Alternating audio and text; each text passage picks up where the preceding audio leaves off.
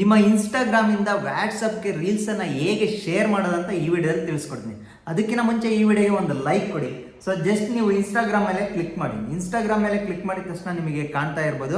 So ಎಲ್ಲ reels ಇಲ್ಲಿ open ಆಗುತ್ತೆ. ಸೊ ಇಲ್ಲಿ ಕಾಣ್ತಾ ಇರ್ಬೋದು ಯಾವುದೋ ಒಂದು ಪೋಸ್ಟ್ ಇದೆ. ಸೊ ರೀಲ್ಸ್ ಕೂಡ ಕೆಳಗಡೆ ಹೋಗ್ತಾ ಹೋಗ್ತಾ ಸ್ಕ್ರೋಲ್ ಮಾಡ್ತಾ ರೀಲ್ಸ್ ಎಲ್ಲ ಡಿಸ್ಪ್ಲೇ ಆಗುತ್ತೆ. ನಿಮಗೆ ಕಾಣ್ತಾ ಇರ್ಬೋದು ಈ ಒಂದು ಪೋಸ್ಟ್ ಅಥವಾ ರೀಲ್ಸ್ ಅನ್ಕೊಳ್ಳಿ. ಸೊ ಇದನ್ನ ನಾವು ಶೇರ್ ಮಾಡಬೇಕು ವಾಟ್ಸಪ್ಗೆ.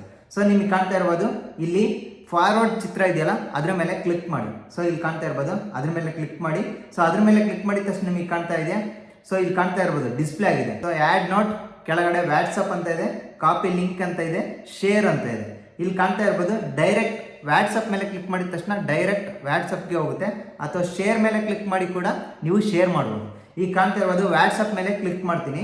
ಜಸ್ಟ್ ವಾಟ್ಸಪ್ ಮೇಲೆ ಕ್ಲಿಕ್ ಮಾಡಿದ್ರೆ ಈಗ ಲೋಡ್ ಆಗ್ತಾ ಇದೆ. ಈಗ ಕಾಣ್ತಾ ಇರ್ಬೋದು ಡೈರೆಕ್ಟ್ ಆಗಿ ವಾಟ್ಸಪ್ಗೆ ಹೋಯ್ತು. ಇಲ್ಲಿ ಕಾಣ್ತಾ ಇರ್ಬೋದು ಇಲ್ಲಿ ನಿಮಗೆ ಕಾಣ್ತಾ ಇರ್ಬೋದು ಯಾರಿಗೆ ನೀವು ಫಾರ್ವರ್ಡ್ ಮಾಡಬೇಕು ಅಂತ ಅನ್ಕೊಂಡಿರೋ ಇನ್ಸ್ಟಾಗ್ರಾಮ್ ಪೋಸ್ಟ್ ಅನ್ನ ಅಥವಾ ರೀಲ್ಸ್ ಅನ್ನ, ಸೊ ಅವರ ನೇಮ್ ಅನ್ನ ಮೇಲೆ ಸೆಲೆಕ್ಟ್ ಮಾಡಿಬಿಟ್ಟು ಜಸ್ಟ್ ನಿಮಗೆ ಕಾಣ್ತಾ ಇರ್ಬೋದು ಫಾರ್ವರ್ಡ್ ಮೇಲೆ ಕ್ಲಿಕ್ ಮಾಡಿ.